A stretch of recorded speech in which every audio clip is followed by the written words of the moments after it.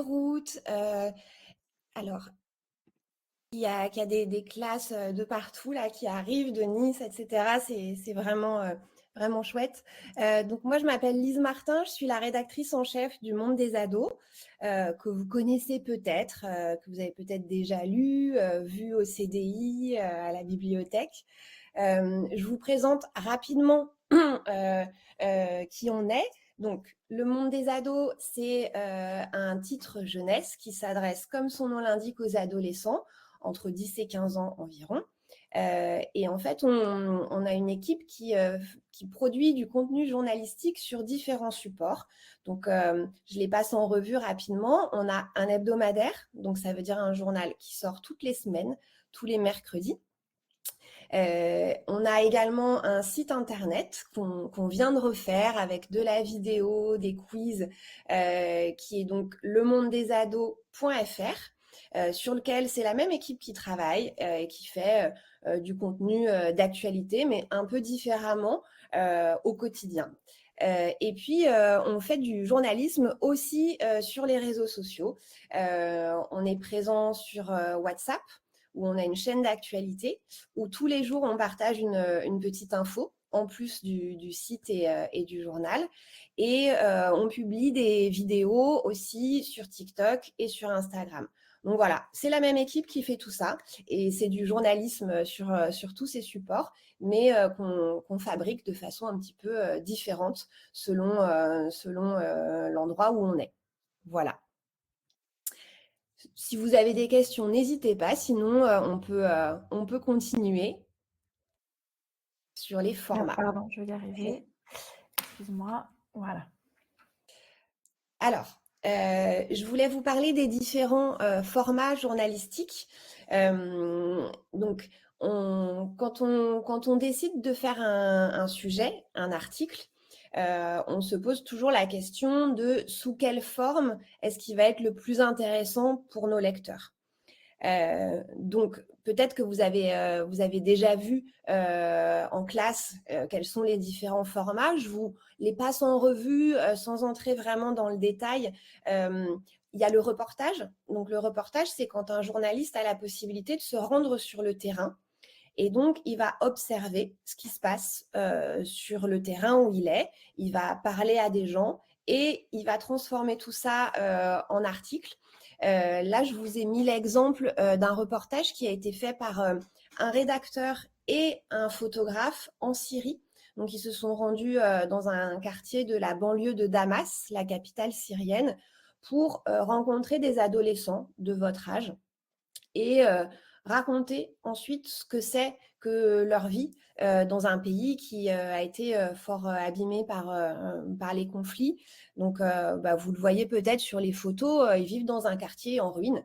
Donc, c'est comment de grandir, de continuer à étudier, aller à l'école quand on vit dans des conditions comme celle-là. Donc ça, c'était un reportage sur le terrain. On peut choisir aussi de faire des portraits. Là, je vous ai mis un exemple, c'est le portrait de Rachel Zegler, qui est une comédienne qui joue notamment dans le dernier Blanche-Neige de Disney. Et là, on s'est dit, c'est une personnalité intéressante. Elle a un parcours super chouette à raconter. Elle a commencé très tôt, c'est une fan de comédie musicale. Donc, on s'est dit que c'était intéressant de le raconter. Et on n'a pas fait d'interview. Pourquoi? Parce qu'on n'a pas pu lui parler directement. Parfois, il y a des personnalités, notamment quand c'est à l'étranger, auxquelles on n'a pas accès. Parfois c'est possible, parfois non, mais on voulait quand même parler d'elle. Donc, on a décidé de faire un portrait. On vous a mis aussi un décryptage. Il y a plein de sujets qu'on fait parce qu'on estime qu'il y a besoin d'explications sur le sujet, parce que ce sont des thèmes dont vous entendez parler aux infos, peut-être dont vous parlez entre vous, mais qui sont un peu compliqués. Donc nous, on fait un décryptage. On arrive avec des infos supplémentaires, on parle à des experts, et puis on retranscrit tout ça sous la forme d'un décryptage. Et là, en l'occurrence, c'était sur le Groenland, ce territoire qui dépend du Danemark et dont vous avez peut-être entendu parler récemment, déjà parce qu'il y a eu des élections et aussi parce que Donald Trump, le président américain, aimerait bien racheter ce territoire. Donc, on s'est dit, là, il y a besoin d'explications. Et puis, on a le format interview, dont on va parler aussi avec Cerise quand elle va arriver. Là, pour le coup, quand on a accès à une personnalité et qu'on se dit ça va être très intéressant de lui donner la parole, et ben on la retranscrit sous la forme d'une interview dans laquelle va apparaître à la fois les questions du journaliste et les réponses de la personne interviewée. Donc là, en l'occurrence, c'était Félix Lebrun, le champion de ping-pong.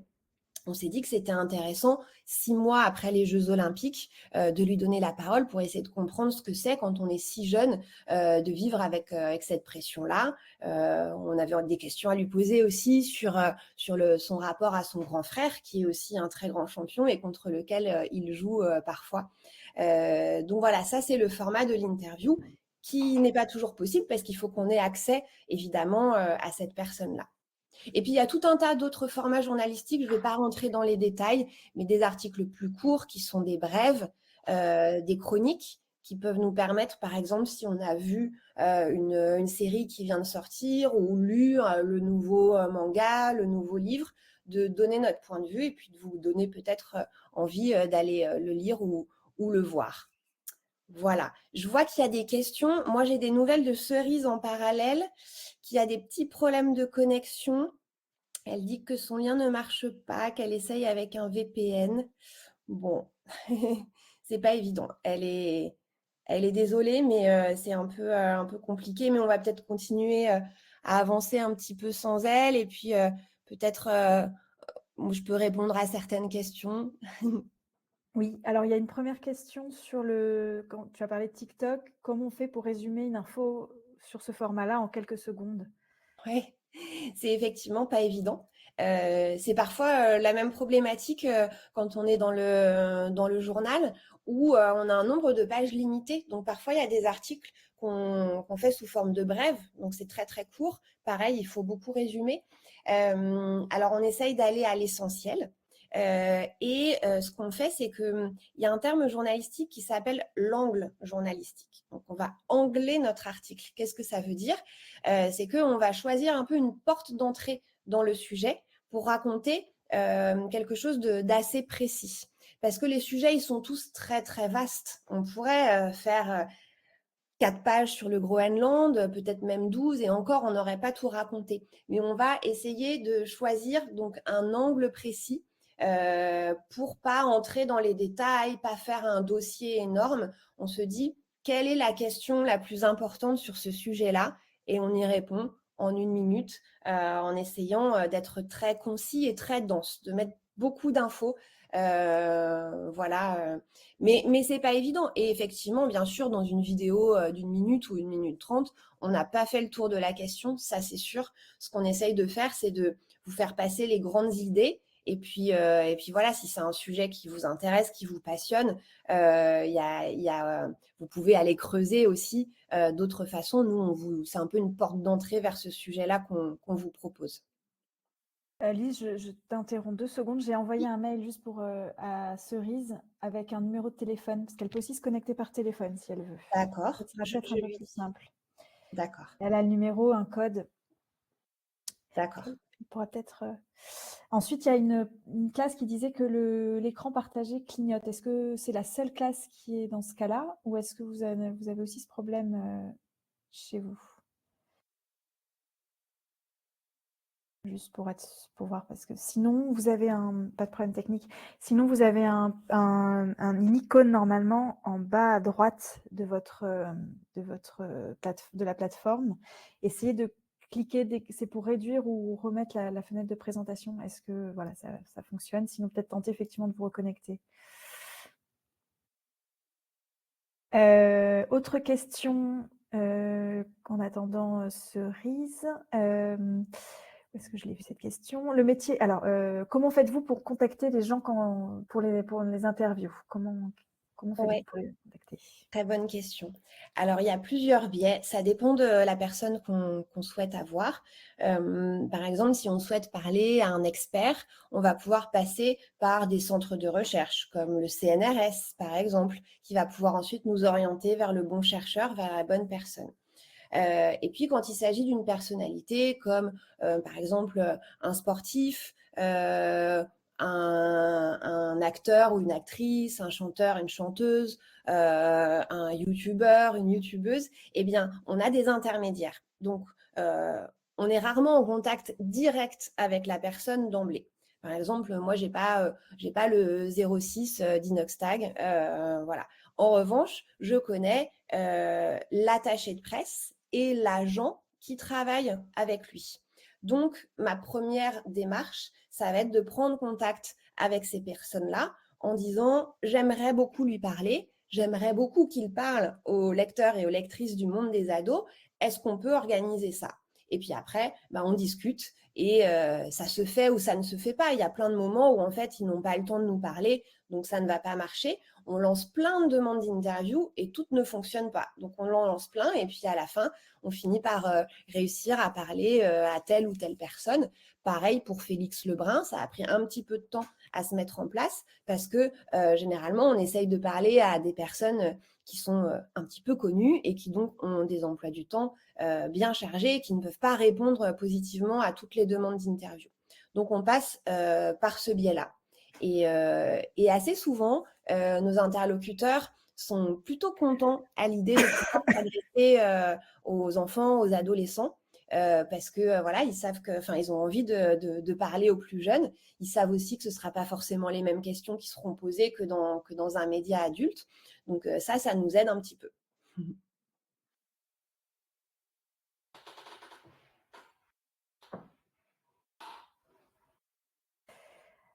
Autre question sur justement le choix des sujets. Comment vous faites le choix des sujets par rapport aussi au fait qu'il y a plein d'informations qui passent, plein de choses qui se passent. Comment vous savez ce qui se passe dans le monde et voilà, comment faire ce tri et faire ce choix de sujet? Ouais. Alors c'est très compliqué parce que évidemment, même si on a à la fois un journal et un site internet. Est-ce que Cerise, parce que je vois qu'elle est connectée, est-ce que Ah! tu nous entends? Et parce que je vois que tu es connectée, tu n'as pas encore activé ton micro. Si tu veux nous parler, il faut que tu actives ton micro.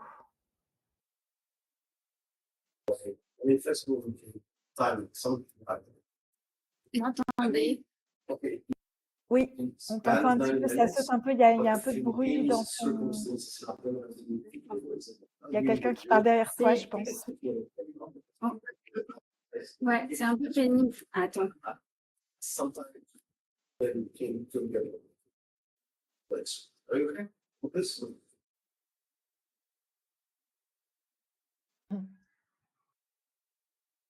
Donc Cerise est là, elle a coupé son micro.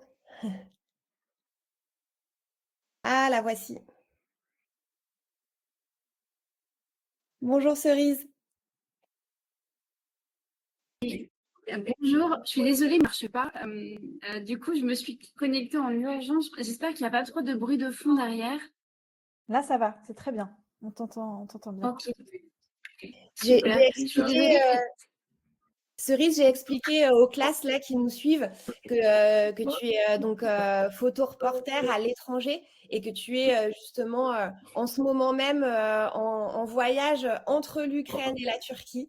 Et donc, j'ai expliqué que c'était la raison pour laquelle c'était un peu compliqué pour toi de te connecter ce matin parce que tu es en plein trajet entre deux pays. Voilà, donc c'était une bonne introduction à ton métier. Oui, voilà. En fait, là, je viens d'arriver à Cracovie, dans la gare routière, et mon bus avait 2 heures de retard. Donc, du coup, je suis dans un café dans la gare routière. J'espère que c'est pas trop bruyant. Je réponds juste à une petite question qui venait d'être posée, puis après peut-être on continuera sur la suite de la présentation, l'interview. La question c'était comment vous faites pour choisir les sujets que vous allez traiter parce qu'il se passe tellement de choses. Et effectivement, j'expliquais que nous on est contraints par des questions de place parce que voilà, on a un certain nombre de pages dans l'hebdomadaire et on peut pas déborder. Et puis sur le site, on peut publier au quotidien, mais il faut bien faire des choix. Et justement, le métier de journaliste, c'est ça en premier lieu, c'est de faire des choix, de trier l'information, de la hiérarchiser. Donc nous, on se pose toujours la question de voilà, qu'est-ce qui en ce moment est vraiment important à comprendre pour notre public de lecteurs et de lectrices adolescents. Et on s'interdit aucun sujet, mais on va toujours traiter les sujets qui sont forts, sont dans l'actu et qu'on va pouvoir traiter, c'est ce qu'on dit à hauteur d'adolescent, c'est-à-dire qui vont pouvoir vous intéresser. On veut toujours trouver la bonne porte d'entrée, le bon angle pour le sujet. Par exemple, est-ce qu'on peut le raconter à travers le regard d'un adolescent? Je vous racontais sur la Syrie, par exemple, ce qui se passe en Syrie, c'est complexe à expliquer. Bah là, on s'est permis de le faire parce qu'on avait des témoignages justement d'adolescents qui ont votre âge et qui vivent une réalité, un quotidien très différent. Et après, pour le reste, typiquement, je prenais l'exemple du Groenland.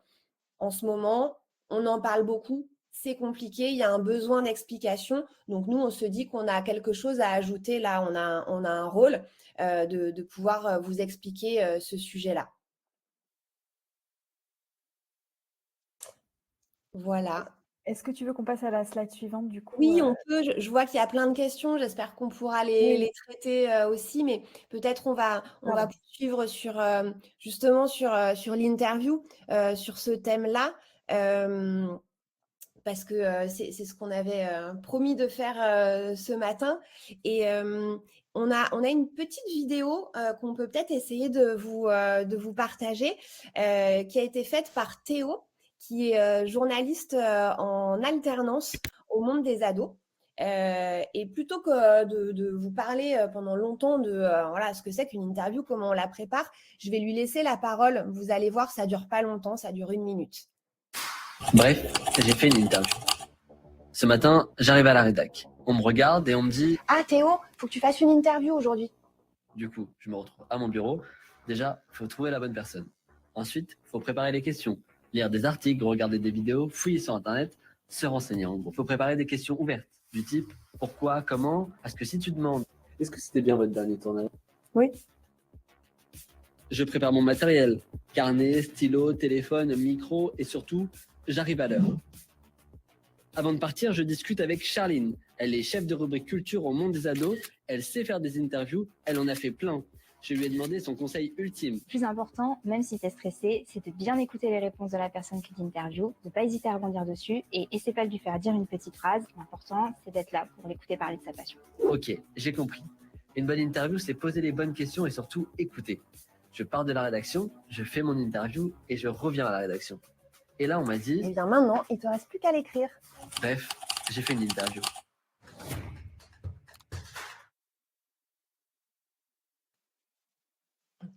Voilà, vous savez tout. À vous de jouer. Bah, vous l'aurez compris, là c'était un petit peu humoristique, mais faire une interview, ça nécessite quand même beaucoup de travail. On en a parlé, il faut prendre contact avec la personne, organiser l'interview, puis surtout il faut bien la préparer. Il faut arriver préparé. Si on interviewe un écrivain ou une écrivaine, évidemment, on a lu son livre, on a lu des interviews qu'il ou elle a déjà données, et on a bien préparé tout ça. Puis après, effectivement, il faut l'écrire. Voilà. Mais ça, c'était le point de vue et les conseils de Théo. J'espère que ça vous a plu.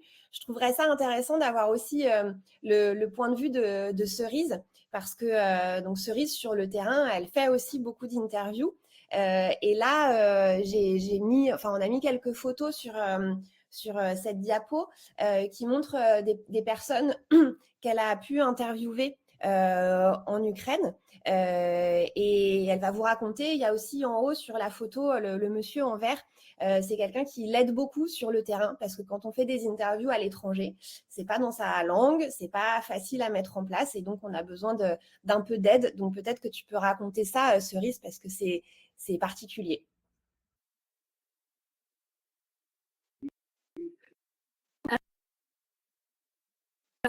Sur la photo en vert, c'est Marianne. Donc, c'est personne qui est en Ukraine qui m'aide à travers vous, qui m'aide à trouver des interlocuteurs. Et donc, en fait, pour préparer une interview, comme Lise le racontait, effectivement, il faut qu'on se tienne au courant de la situation. Alors, si par exemple en Ukraine, Marianne y connaît très bien la situation, bien mieux que moi, je me suis quand même renseignée, je regarde qui est-ce qu'on va interviewer, pourquoi. Je prépare les questions que je voudrais lui poser. Je me demande surtout comment est-ce qu'un Français pourrait aborder cette question, parce qu'un Ukrainien connaît bien mieux l'Ukraine et la situation que moi, mais il va forcément peut-être avoir des questions qui seront trop pointues pour un public français, pour un lectorat français. Donc, j'essaye d'adapter tout ça. Et de me tenir au courant aussi. Effectivement, si il a sorti un bouquin, tenter de lire le bouquin. Alors, quelquefois, c'est en anglais. S'il a pu être traduit, il y a des bouquins qui ont été traduits en français. Donc, ça, c'est intéressant. Et puis, aller je garde toujours le contact avec les gens. Et donc, même si je les interviewe une fois, j'essaie d'aller, après, s'ils organisent une manifestation, comme là, on voit sur la photo Maria, qui organise une manifestation. J'ai fait une interview avec Lorraine et je suis allée à sa manifestation 2 semaines plus tard, de garder le contact et de tenter d'avoir des photos un peu différentes. J'ai toujours l'impression que je fais des meilleures photos quand je connais mieux les gens. Voilà. Et là, peut-être que ce qu'on peut dire, c'est que Oley, qui est le monsieur en bas à droite qui tient son fils dans ses bras, en fait, c'est un Ukrainien qui a été fait prisonnier. Et donc, ça a été un vrai travail d'obtenir son interview à son retour en Ukraine, parce qu'il ne souhaitait pas parler. Donc là aussi, il y a eu tout un travail un petit peu de discussion, de négociation avec sa sœur pour lui parler. Oui, voilà.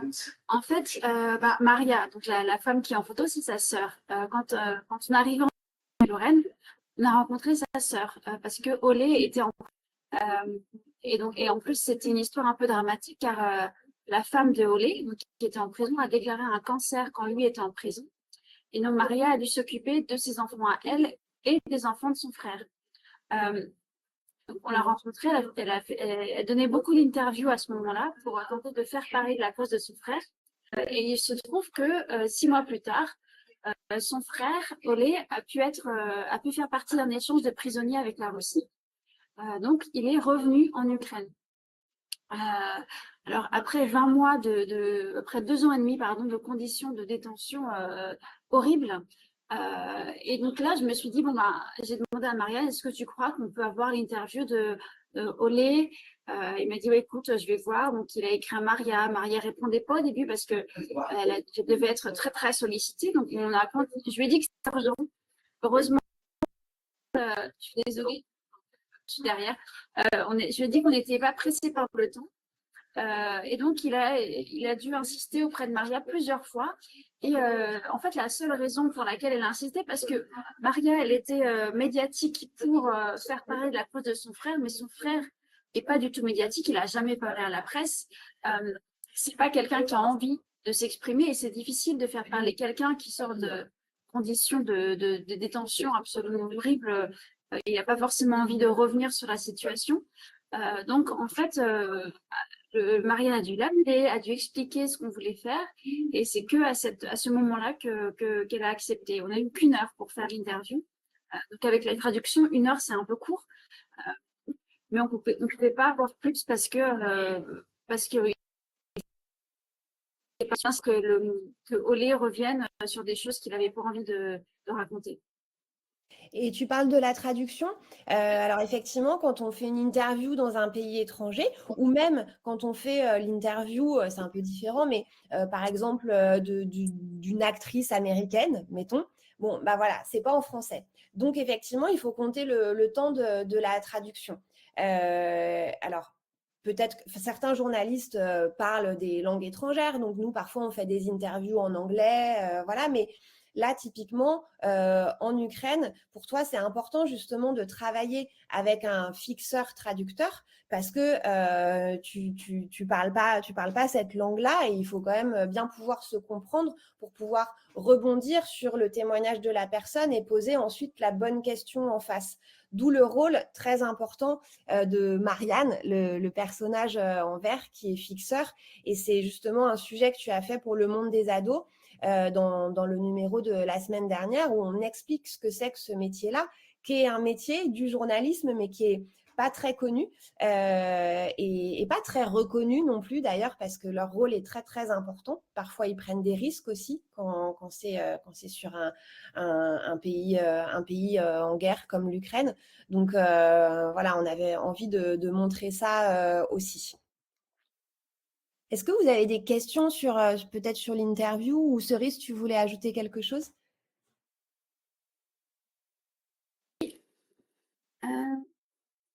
Oui, je voulais dire que j'apprends l'ukrainien et qu'avec les outils comme ChatGPT, on peut tenter de parler, d'envoyer des messages et de pouvoir communiquer avec des gens. Mais faire une interview et réussir à avoir une relation très personnelle avec la personne, c'est quand même beaucoup plus possible quand on est avec un Ukrainien, avec un local qui maîtrise vraiment la langue. Moi, je peux faire des choses basiques, envoyer des messages, etc. Mais c'est vraiment le contact de quelqu'un de local qui va être primordial. Je vois qu'il y a une question. Le collège Poincaré demande combien de personnes travaillent dans la rédaction. Et c'est peut-être intéressant d'y répondre là parce que, en fait, on est une équipe de 8 journalistes à la rédaction où on est tous présents à 100%, salariés. Et on travaille vraiment que pour le monde des ados. Donc, il y a une maquettiste, une secrétaire de rédaction, des rédacteurs. Mais le journal, on le fait aussi avec des personnes qui viennent de l'extérieur, qui sont des pigistes, des freelances. C'est le cas de Cerise, par exemple. Donc, ce sont des journalistes qui travaillent pour différents journaux. Et par exemple, Cerise, elle a fait déjà plusieurs articles pour nous. Un au Maroc, plusieurs en Ukraine. Et elle ne travaille pas à 100% pour nous. Elle a aussi d'autres clients qui sont d'autres médias. Donc, elle est indépendante. Et nous, au monde des ados, on travaille aussi beaucoup avec des pigistes. C'est très, c'est riche pour nous parce qu'en fait, ils nous apportent d'autres histoires, d'autres points de vue, des sujets auxquels on n'aurait pas pensé ou des sujets sur lesquels on n'est pas spécialiste ou on ne peut pas y aller nous. Donc, voilà, pour répondre à cette question-là, on est à peu près 8, mais en fait, il y a beaucoup d'autres personnes et des photographes, des illustrateurs, des illustratrices qu'on fait travailler ponctuellement selon les sujets. Voilà.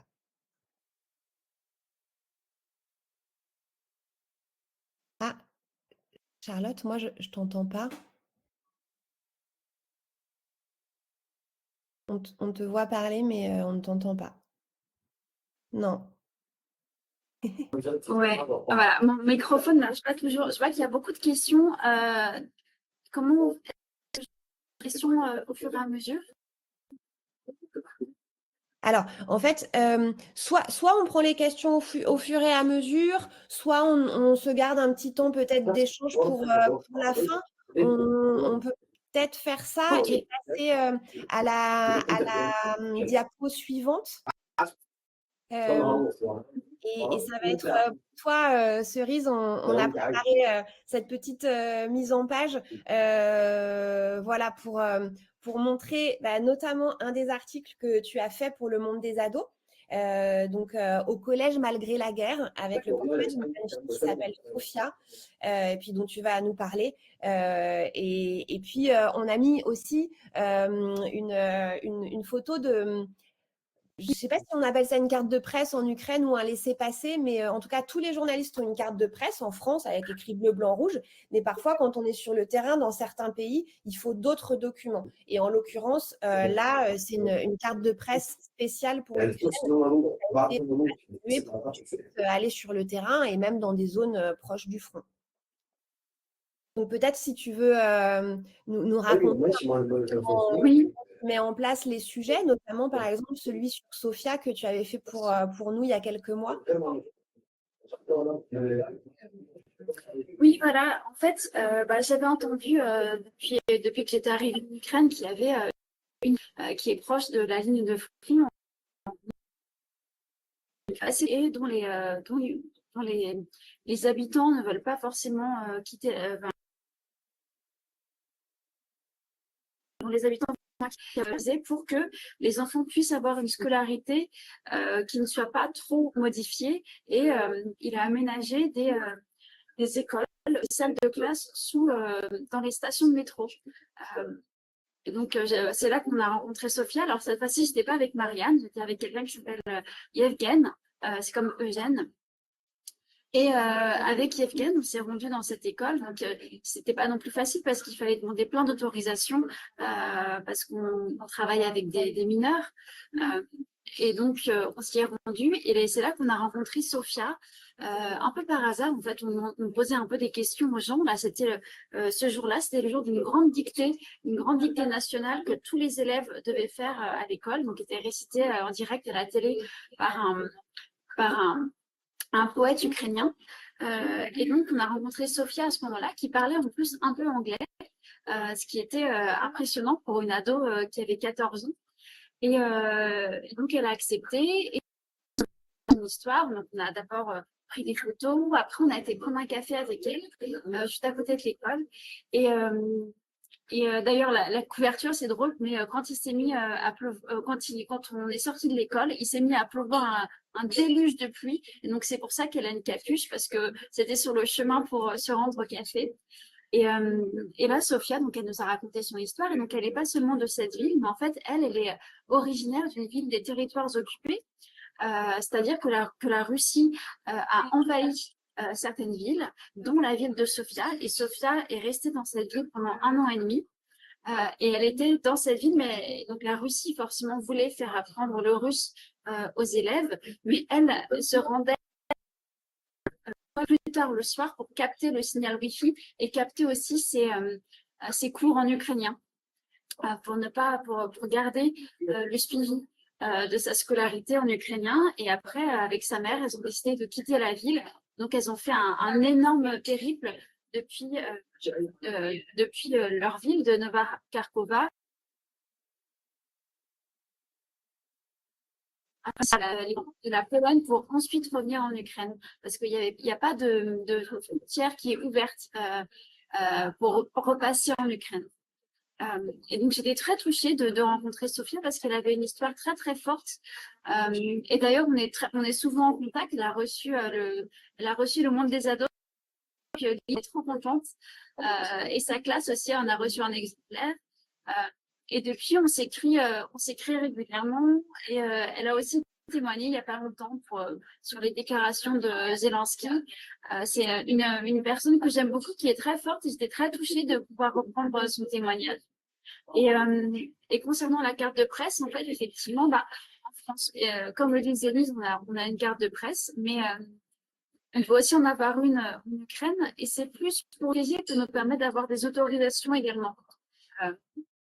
Sur la ville de Kiev, ça ne va pas forcément être utile pour faire 2-3 reportages, mais plus on s'approche de la ligne de front, plus il faut des autorisations pour avoir des accès à certaines brigades, pour avoir des accès à certains officiels. Il y a même des villes qui sont tellement proches de la ligne de front qu'elles demandent une accréditation pour pouvoir y aller. Et donc, c'est un indispensable. Et c'est un indispensable protégé parce que ça nous permet, par exemple, RSF a installé un bureau à Kiev et on peut passer au bureau de RSF, on montre des cartes de presse et ils nous prêtent des gilets pare-balles. Alors, moi, je porte très peu de gilets pare-balles parce que c'est pas les sujets que j'ai faits, mais c'est toujours bien d'en avoir un quand on s'approche de la ligne de front. Ça ne veut pas dire qu'on va le mettre, mais s'il se passe quelque chose, on est là et on peut, si jamais il y a une frappe, on a peur qu'il y ait des éclats, hop, on peut mettre notre gilet pare-balles. Mais en tout cas, cette carte de presse peut montrer notre qualité de journaliste et d'avoir accès à certains avantages pour nous protéger aussi. Et puis il y a aussi un couvre-feu. Alors dans certaines villes, il est à 8 heures. À Kiev, il est à minuit, le couvre-feu. Ça veut dire que tout le monde doit être rentré chez lui. Et avec cette carte de presse, si jamais on a une interview qui se finit un peu tard, on peut se permettre de rentrer un peu plus tard et donc de louper le couvre-feu, l'heure du couvre-feu.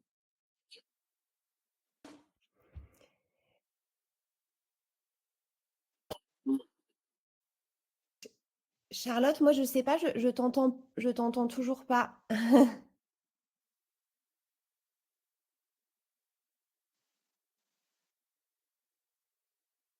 Non, là on t'entend pas. Enfin, moi je ne t'entends pas en tout cas.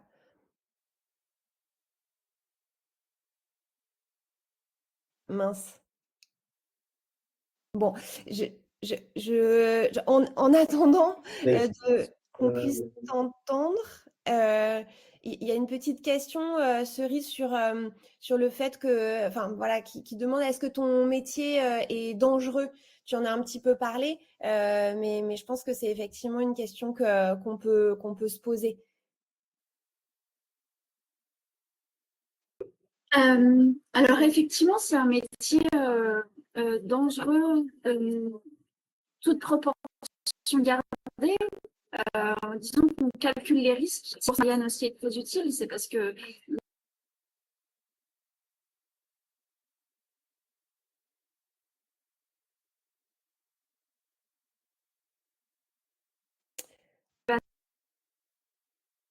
on va pas dire ils font appel, qui regardent par exemple, ah là quand même c'est un peu risqué, il y a trop de drones par exemple, on va en rester.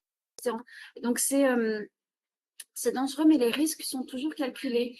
Et comme on n'est jamais seul, c'est très important de jamais être seul et d'être avec quelqu'un qui a l'expérience du conflit, pas des conflits, mais du conflit ukrainien, par exemple. Et donc ça, c'est dangereux, mais les risques sont gardés. Et moi, j'ai jamais eu peur en reportage. J'ai eu peur peut-être en dehors de mes reportages. Je me souviens d'un moment où j'ai eu très très peur. J'étais longtemps correspondante en Turquie.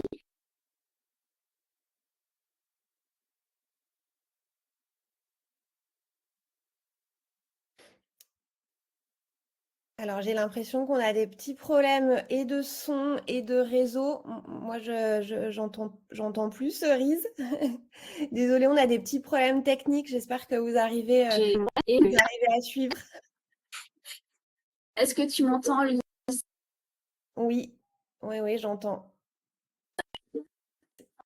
C'est un petit Alors, peu saccadé. non, je disais oui, c'est dangereux, mais c'est dangereux aussi en dehors des reportages. Et en fait, donc j'expliquais le cas de la Turquie où il y avait eu des séismes très importants il y a 2 ans. Et donc j'avais fait beaucoup de reportages, j'étais restée très longtemps. Et 2 semaines plus tard, il y a eu une réplique de séisme, mais très très forte. Et c'était le moment où je finissais tout juste mes reportages. Et donc j'étais dans un hôtel qui était loin de l'épicentre du séisme.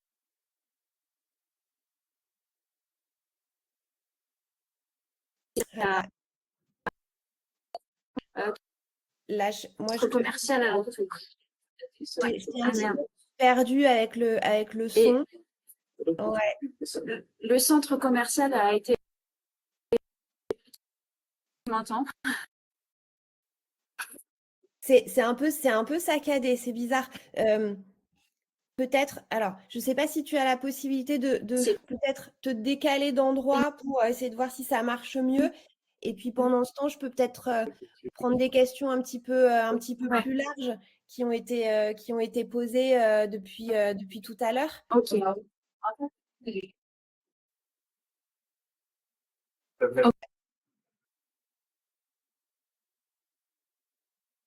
Alors, écoute, bon, c'est pas évident.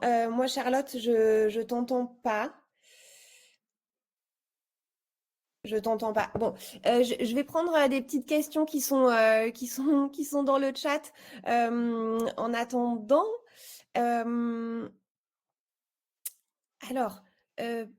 par exemple, qu'est-ce que j'ai vu passer tout à l'heure comme question un petit peu plus large. Avez-vous des reporters qui vous donnent des infos pour le journal? Ben oui, justement, c'est ce que je disais. Nous, on est basé à Paris. on lit beaucoup de choses, on s'informe beaucoup, mais il y a parfois des infos qui nous échappent. Et donc, le fait que des personnes qui sont basées à l'étranger puissent nous contacter pour nous dire il se passe cette chose-là et moi j'aimerais bien vous le raconter à travers le portrait d'un adolescent ou alors j'ai un interlocuteur très intéressant. Évidemment, ils arrivent avec des informations. Ils font des enquêtes pour nous et c'est des choses que nous, on pourrait faire peut-être plus difficilement parce qu'on n'est pas très nombreux. Est-ce que tu m'entends là ou pas Oui, là oui, Ah, je t'entends magnifique. Charlotte. Il y avait une question aussi sur en gros, sur le bouclage d'un journal, en combien de temps il se passe entre le moment où vous choisissez de faire une interview et sa publication? Ah, ouais. Alors, bonne question. Il peut se passer pas mal de temps. C'est un peu variable selon les cas. Mais pour résumer, entre le moment où on va décider de faire un sujet et le moment où il va paraître, il se passe évidemment au minimum 1 semaine, 10 jours et parfois un peu plus de temps. Parfois 2, 3 semaines, parfois 1 mois parce qu'on se dit voilà, qu'on veut prendre le temps de bien faire les choses. Et en fait, il y a tout un tas d'étapes pour fabriquer un article. Une fois qu'on a l'accord, par exemple, de la personne pour une interview, on prépare l'interview, on la fait, mais c'est pas fini. Comme le disait Théo tout à l'heure dans sa vidéo, une fois qu'on est rentré, eh ben, il faut tout dérusher, ça veut dire réécouter l'enregistrement, remettre en forme. Et puis, évidemment, si on a passé 1 heure à discuter avec la personne, on n'aura pas la place de tout garder. Donc, il va falloir essayer de trier, de garder les meilleures informations, de bien le mettre en forme. Et puis en parallèle, on va recevoir les photos du photographe qui a peut-être fait des portraits au même moment. Et après ça, il va falloir que la maquettiste prépare la maquette, que la secrétaire de rédaction, c'est un autre métier, fasse des relectures, que la rédactrice en chef relise. Et ensuite, une fois que toutes ces étapes-là sont faites, on envoie chez l'imprimeur, c'est imprimé, puis c'est distribué. Donc vous voyez qu'il y a un nombre d'étapes assez important entre le moment où on a l'idée d'un sujet et le moment où le journal peut arriver dans votre boîte aux lettres ou dans votre CDI. C'est un long processus avec beaucoup d'étapes et beaucoup de personnes qui interviennent à chacune de ces étapes.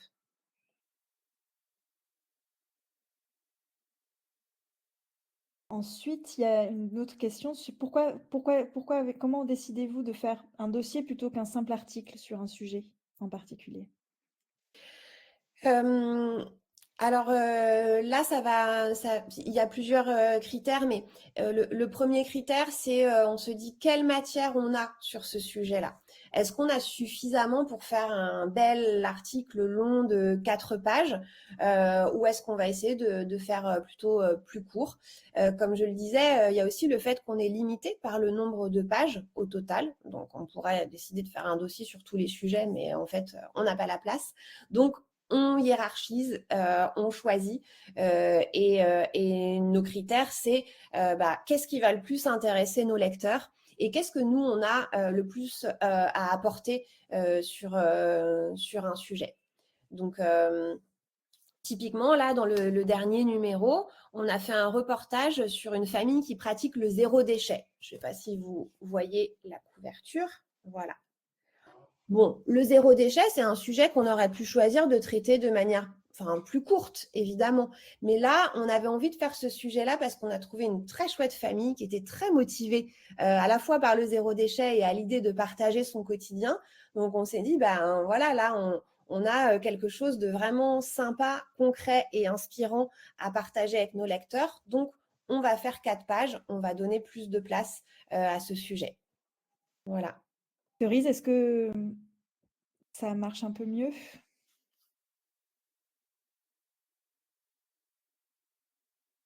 Voilà, c'est ton micro qui n'est pas Ah oui, allumé. c'est là. On ne t'entend pas. Ça va être le même. Là, il est coupé ton micro, là, tu peux peut-être le remettre. Je pense que ça va marcher. Je réponds juste au passage à une toute petite question. Combien de pages y a-t-il dans le journal? Il y en a 16. Voilà. Je me suis connectée par téléphone. Ah ben, C'est bon. ok. Chouette. Et J'ai pas suivi la dernière question. Alors, c'était des questions plus générales sur le journal. Toi, de ton côté, donc effectivement, il y a eu beaucoup de questions sur les risques, les dangers que vous affrontez sur le terrain, les moments difficiles que vous pouvez traverser. Ça, vous aviez commencé à y répondre. Et ensuite, il y a des questions sur votre vie, comment vous arrivez, le nombre de temps, quel temps vous passez par an à l'étranger sur les terrains, et comment vous arrivez à concilier votre vie privée avec votre vie de journaliste. Donc, c'est un peu sur cette...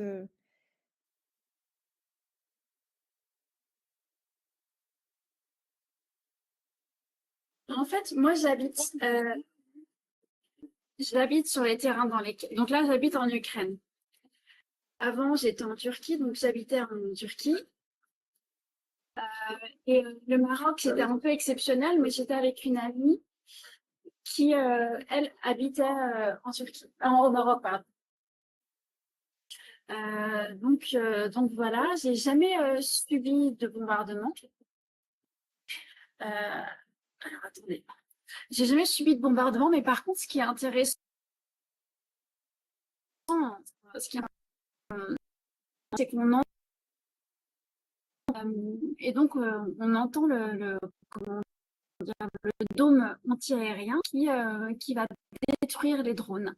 Donc on entend très très souvent des frappes. Ça fait ta ta ta ta ta ta, ta et ça dure quelquefois plusieurs minutes. Et il y a quelquefois aussi également des missiles balistiques. Eux sont beaucoup plus destructeurs. Alors, j'ai de la chance d'habiter dans les quartiers centraux et donc de ne pas avoir trop de risques de missiles balistiques, mais ça m'est arrivé le mois dernier d'aller prendre des photos d'un missile qui avait atterri sur une banlieue résidentielle je pouvais y aller en métro, hein, donc c'était à 20 minutes de chez moi et qui avait détruit plusieurs étages d'un immeuble. Donc j'ai jamais vu de bombardement encore, mais en tout cas j'en ai vu après coup et je les entends très souvent.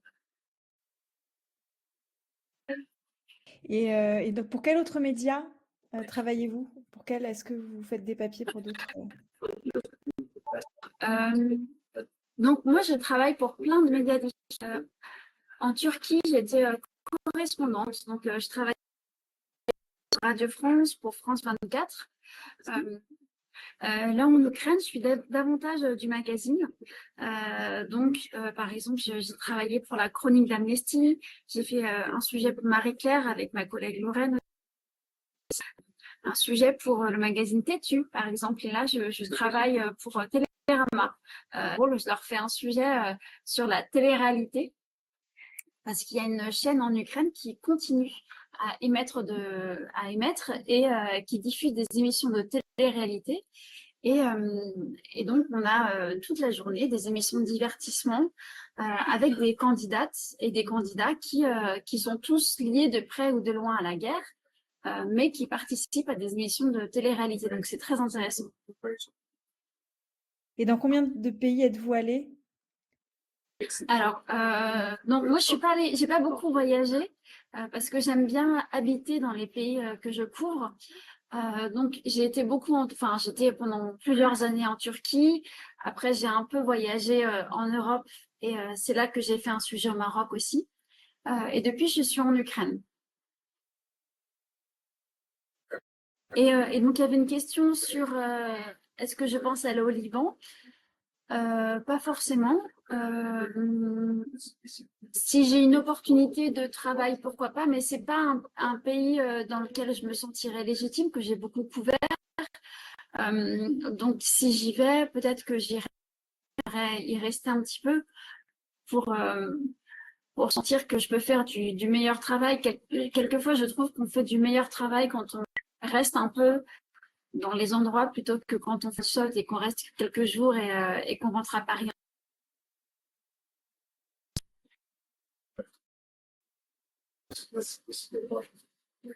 Il y a eu des sujets, alors vous pouvez répondre toutes les deux, je pense, Lise et Cerise, sur est-ce que le métier de journaliste est politisé et est-ce que vous donnez votre avis personnel dans les Et est-ce que Est-ce que vous donnez vos avis personnels dans les articles? Alors là, c'est un vaste débat sur l'objectivité et la neutralité du journaliste. On se doit effectivement d'être les plus neutres possibles. Et au monde des ados, on y tient vraiment parce qu'on s'adresse à un public jeune, donc on n'est pas un média d'opinion. Dans lequel on va donner notre opinion sur des sujets. Les seules fois où on donne vraiment notre avis, c'est comme je le disais, dans des formats comme la chronique, par exemple, sur des sujets culturels. On a adoré cette nouvelle série, ce nouveau manga, on vous explique pourquoi. Là, on donne notre avis.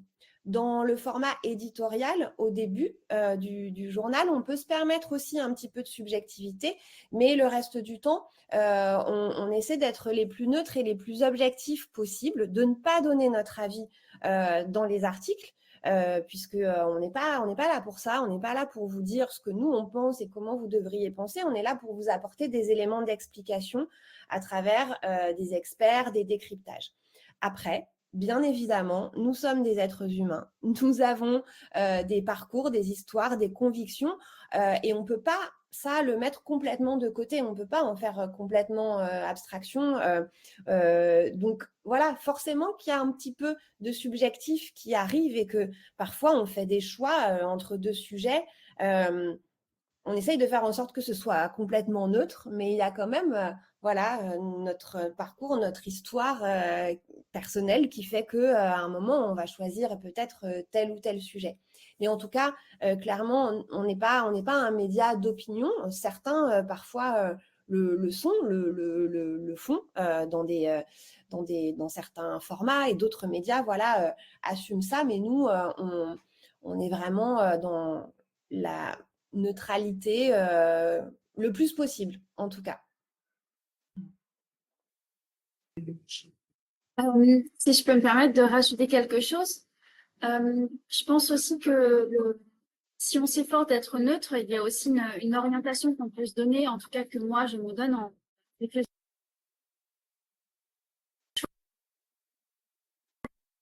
On t'entend plus trop, Cerise. Est-ce que tu peux essayer de Tu m'entends? Oui, là c'est bon. Tu peux essayer de redire ce que tu as dit, parce qu'on n'a pas Oui, je disais, en fait, ce qui est intéressant, c'est en tout cas pour tendre vers la neutralité, oui, mais en tout cas, on choisit des sujets, donc c'est ça qui va orienter. Et donc, à travers le choix de mes sujets, à travers le choix de mes photos, je vais donner, entre guillemets, une opinion. Si je parlais de Sophia, je ne parle pas d'autre chose, et donc c'est ce qui va orienter, en tout cas. Donc dans ma vie personnelle, effectivement, ça impacte forcément, mais c'est un choix que j'ai fait. Moi, j'ai pas d'enfant, je suis pas mariée, donc c'est aussi un choix qui me permet d'être beaucoup plus libre et qui va impacter mes choix personnels.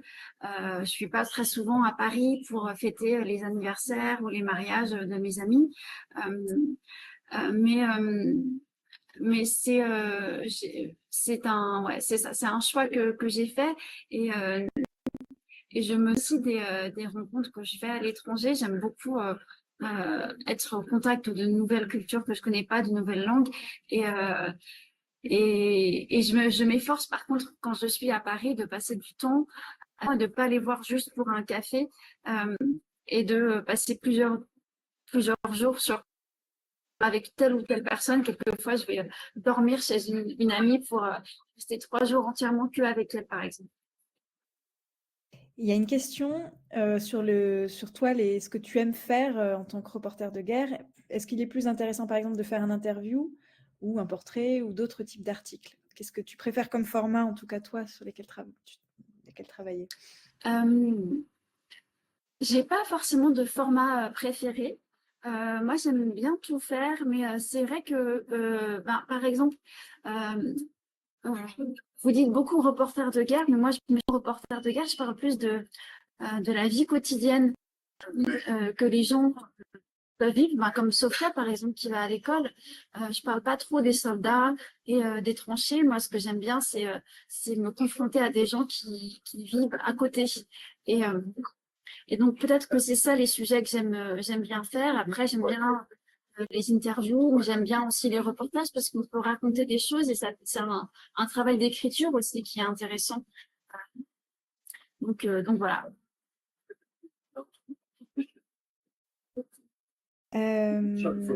Ensuite, sur une question un petit peu généraliste, générale aussi sur le métier de journaliste, une question sur les règles que c'est un peu on prolonge un peu cette question, les règles que vous appliquez en tant que journaliste. Est-ce que vous avez des règles à suivre? Bien sûr, il y a des règles d'objectivité, de tenter de croiser les sources. Quand on nous dit quelque chose, on va essayer de vérifier à chaque fois. Si quelqu'un me dit m'a volé, je sais pas, mon scooter, peut-être qu'il y a d'autres gens qui pourront témoigner de cette chose-là. Donc, on essaie toujours de croiser un peu les sources, de ne pas prendre tout ce qui nous est dit pour argent comptant, même quelquefois dans des histoires très intenses. Hein, mais je me souviens d'avoir travaillé avec une amie Lorraine en Ukraine au début. Lorraine, elle est spécialisée dans les cas judiciaires de féminicide. Et quelquefois, on avait des interviews très, très dures de plusieurs heures avec des survivants, mais elle leur demandait vous avez porté plainte, me mettre en contact avec votre avocate. Est-ce que je peux avoir accès au dossier? Donc, elle demandait plein de pièces justificatives pour vérifier aussi le dossier. Donc, ça, c'est une des règles principales qu'on se pose. Et puis, effectivement, on essaie de tendre pareil vers l'objectif. Je dirais que c'est ça la règle principale. Et ensuite, il y a pas mal de questions, Lise, sur le magazine en lui-même. Le changement de formule, il y en a qui l'ont remarqué. Pourquoi? Et là, il y a justement une question. Comment choisir les sujets en une et comment choisissez-vous la photo du poster du monde des ados? D'où vient cette photo? Alors, on n'a plus beaucoup de temps, donc je vais essayer d'être hyper concise, mais on a souhaité changer de rythme. Donc, on était quinzomadaire. Ça veut dire que le magazine sortait tous les 15 jours, 2 fois par mois. Et on s'est dit qu'on avait envie de sortir plus souvent, 1 fois par semaine. Parce que voilà, le monde, il est compliqué. L'actu, en ce moment, elle est particulièrement complexe, un petit peu anxiogène. Elle peut faire un peu peur. Donc, on s'est dit que c'était bien de pouvoir arriver toutes les semaines dans votre boîte aux lettres ou dans votre CDI pour apporter du décryptage et de l'information. Donc voilà, les nouvelles formules, c'est quelque chose qui arrive régulièrement dans la presse. Au bout de quelques années, voilà, on a envie de se moderniser, d'apporter une autre approche, et c'est ce qu'on a souhaité faire là aussi. Et en fait, on avait aussi très envie de changer notre site internet qui était un petit peu ancien, et on voulait proposer quelque chose avec beaucoup plus de vidéos pour que ce soit une autre manière un petit peu d'aborder l'actualité et qui ressemble un petit peu plus au code auquel vous pouvez être habitué si vous naviguez un peu sur Internet ou sur les réseaux sociaux. Et sur le choix de la photo ou du dessin de couverture, parce qu'on fait aussi beaucoup d'illustrations. Là, on a plutôt montré de la photo, mais parfois on fait appel à des illustrateurs et des illustratrices. Et le choix, en fait, quand un photoreporter revient de reportage, il nous envoie toute sa production photo.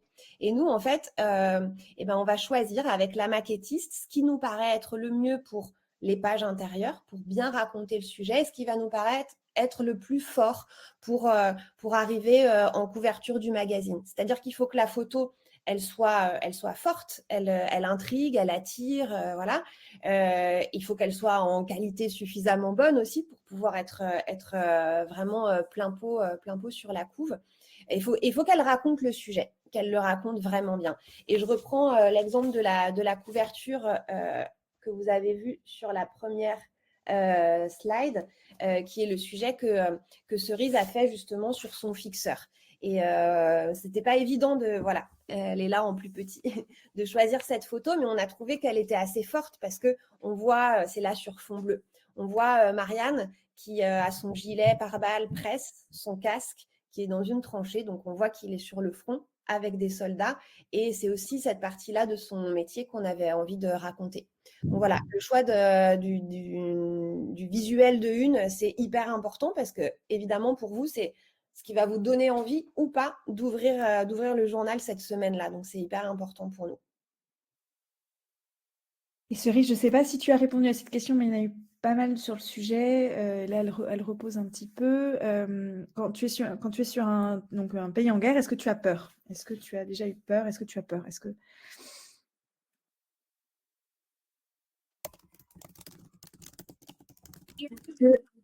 Donc, oui, j'ai pas peur parce qu'ils sont calculés.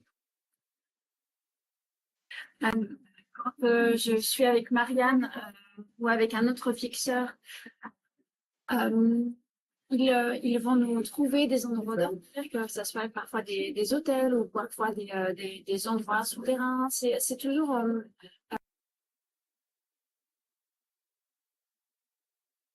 aussi suspect ou bien c'est là. Donc, en fait, j'ai jamais vraiment peur. Je peux avoir peur en dehors des reportages. C'est ce que j'expliquais. Alors, je sais que la connexion est très mauvaise, mais par exemple, le moment où j'ai eu le plus peur, c'était en Turquie, quand j'ai couvert les. On t'entend plus. Ouais. Chaque fois que tu racontes cette anecdote, on n'arrive pas à l'entendre. Donc, Ouais. dans des voitures, ou bien il fallait qu'on fasse 200, 300 km pour aller dormir dans un hôtel. Donc, une consoeur, on va dormir dans un hôtel. On avait rendez-vous pour une interview. Ouais, je pense que ça va être compliqué sur cette histoire-là. Ouais, elle ne pourra pas la raconter, c'est triste. Ouais. Et je crois qu'on s'approche un petit peu de la fin. Charlotte, je ne sais pas, est-ce qu'on a le temps de prendre peut-être une ou deux dernières questions ou est-ce qu'il Oui, faut oui. qu'on quitte Non, bah, si vous êtes encore là et que vous pouvez, qu'il n'y a pas d'heure complètement. Oui, on peut. Juste, je me permets pour ceux qui peut-être doivent partir là parce que l'heure s'est écoulée, n'hésitez pas à nous écrire pour nous poser vos questions. Si vous allez sur le site lemondesados.fr, il y a une petite rubrique, il faut cliquer dessus, c'est nous contacter. Voilà, envoyer des témoignages, envoyer des questions. Voilà, ça arrive ensuite dans nos boîtes mail et on y répond. Donc, si on n'a pas répondu à tout là ce matin, désolé, il y avait plein de questions, mais n'hésitez pas à nous recontacter. Il y avait un impact, il y avait une question intéressante au début sur l'impact de l'intelligence artificielle aujourd'hui et l'impact sur votre métier, sur vos métiers. Est-ce que déjà. Alors, pour nous, à la rédaction, évidemment qu'on se pose la question et on va très bientôt d'ailleurs travailler sur tout un dossier sur l'intelligence artificielle parce que pour nous, c'est une matière aussi à décrypter, vous raconter en fait quels sont ces enjeux. Donc ça, c'est en cours de préparation. Après, nous, par exemple, on l'utilise très peu, mais on l'utilise quand même un petit peu. Par exemple, toutes nos vidéos, vous avez vu celle de Théo, pour les sous-titres, on utilise un logiciel qui finalement utilise de l'intelligence artificielle. Donc, ça nous permet d'aller plus vite parce que en fait, le logiciel, il reconnaît la voix et il retranscrit directement. Alors, ça nous aide, ça nous permet d'aller plus vite. Évidemment, derrière, nous, on repasse parce que ça n'est pas parfait et notre travail, c'est de vous proposer des textes, mais aussi des sous-titres sans aucune faute. Donc, on fait très attention, c'est lu et relu. Mais par exemple, voilà, il y a cette petite chose-là, effectivement, on l'utilise. Et pour l'instant, c'est la seule utilisation qu'on en fait. Si toutefois, on devait l'utiliser pour des images, par exemple, pour produire une image ou pour faire une modification sur une image via un logiciel d'intelligence artificielle, on le fait pas, mais si on devait le faire, on le préciserait évidemment dans ce qu'on appelle le crédit, c'est-à-dire que le crédit, c'est on dit d'où vient l'image, de quelle agence photo, de quel photographe, à qui on l'a acheté, et là ce serait évidemment précisé, image modifiée par le biais de l'intelligence artificielle, parce que le problème, c'est que beaucoup de gens utilisent de l'intelligence artificielle sans le préciser. Et l'intelligence artificielle qui va créer une image, elle utilise des tas d'autres images qui viennent d'un peu partout sans forcément créditer justement les personnes qui à l'origine ont produit ces images. Donc ça pose plein de questions. On est en plein questionnement, comme tout le monde. Et l'idée là justement, c'est qu'on puisse se former. Il y a des formations sur l'intelligence artificielle et le journalisme parce que évidemment ça va faire évoluer nos métiers et nous on voudrait faire ça bien et connaître bien tous les enjeux notamment juridiques de cette utilisation-là. Donc il y avait une question, Cerise a répondu par chat si elle avait rencontré le président ukrainien ou turc. Et donc elle a répondu qu'elle ne les avait jamais rencontrés en tête-à-tête, mais peut-être certainement lors de conférences de presse. Peut-être. En tout cas, voilà, jamais en tête-à-tête. Et la personne, vous avez effectivement souvent la question, quelle est la personne la plus connue qu'elle a interviewée? La question, c'était quelle est la personne la plus connue? Oui. Alors, peut-être le monde des ados, en tout cas, toi, tu as interviewé. Oui, j'ai un petit message de la part de Cerise qui a été déconnectée. Elle dit vraiment merci beaucoup à tous et pardon pour cette connexion défaillante. Au journal, on a interviewé plein de gens super connus. Plus ils sont connus, moins on a de temps avec eux. Donc, typiquement, Timothée Chalamet, on a eu 1 minute. Ça a été négocié pendant 6 mois. Voilà. Kylian Mbappé, on a eu 5 minutes en forçant un peu par le biais d'une association. Voilà, mais on interviewe des gens plus ou moins connus assez régulièrement. Et voilà, on est super content de pouvoir vous retransmettre leurs paroles. Puis parfois, il y a des gens un peu moins connus, mais qui disent des choses passionnantes aussi.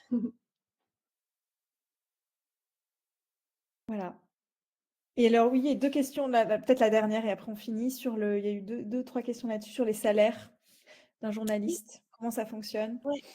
Alors, il y a des grilles qui sont éditées par le syndicat national du journalisme, et ça va dépendre un petit peu de là où vous travaillez. Est-ce que vous travaillez pour un hebdomadaire, un mensuel? Est-ce que vous travaillez pour la télévision, la radio? À quel poste? Donc, c'est très variable. Mais bon, on peut dire, en gros, pour résumer, que les salaires au monde des ados, c'est environ 2 000 €, et puis ça monte selon les postes qu'on a. D'une manière générale, les gens ne font pas du journalisme pour gagner beaucoup d'argent. C'est pas là qu'on trouve les salaires les plus élevés. Voilà. Merci Cerise, en tout cas, de t'être connectée entre pendant ton voyage. Donc on a vu, je sais pas si donc elle a écrit qu'elle se rend de Turquie pour raconter les manifestations qui se passent en ce moment. Donc et j'espère qu'on aura un article dans le monde des ados, justement, dans un prochain numéro signé par Cerise sur ce qui se passe en Turquie. Donc bon courage bon courage et bon voyage vers la Turquie. Et encore merci, et merci à toutes les classes d'avoir été là. Pour celles qui sont encore là, mais vous recevrez un mail de la part du Clémy. On vous enverra, si vous voulez, les liens un peu utiles avec le lien vers le site, le lien si vous souhaitez poser des questions, le lien vers la chaîne WhatsApp, parce que elle est très intéressante à suivre. Une information tous les jours, vous pouvez réagir. C'est assez ludique, et puis voilà, ça vous permet de rester un peu connecté au monde et à l'actualité de manière intelligente et rapide. Voilà. Donc merci à tous. Merci à tous.